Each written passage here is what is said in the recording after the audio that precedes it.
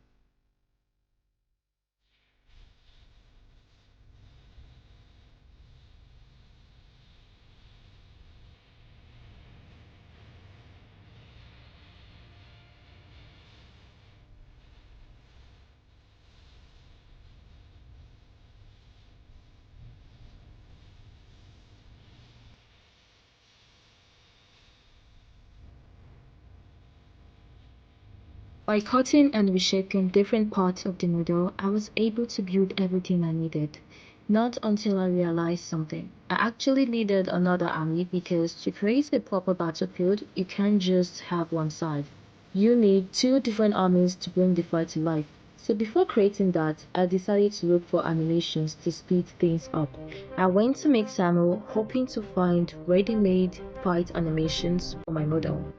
While searching, I came across a nice character and it immediately caught my attention, so I downloaded it along with the animation that came with it. But there was a problem. The animation kept repeating itself and I didn't yet have the experience to properly control or reset it the way I wanted. So instead, I deleted the animation and kept only the knight's model. And that's when I decided to do it myself. So animated, I downloaded a running frame by frame reference from Pinterest, imported it into Prisma 3D, and started animating step by step.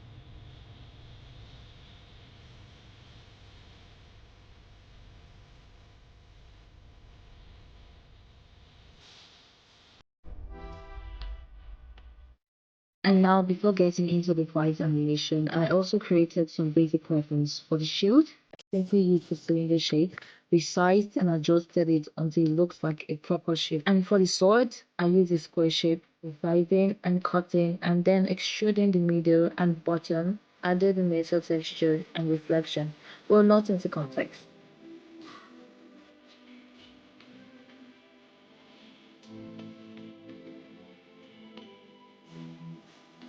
There you have it, your sword and your shield. Now for the fight itself.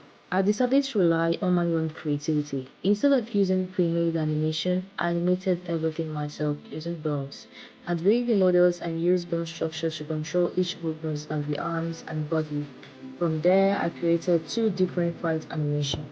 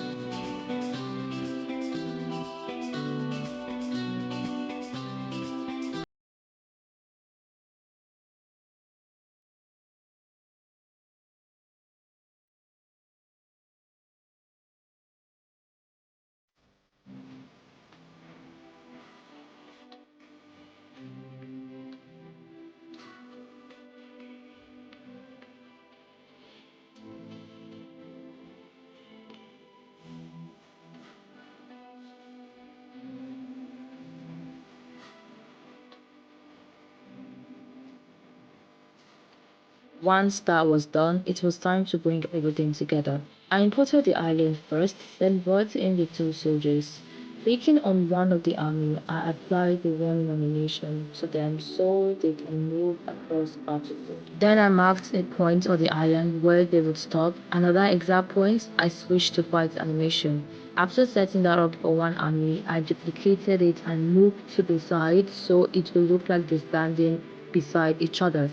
I kept repeating this process, duplicating, positioning, and adjusting until the armies became much larger.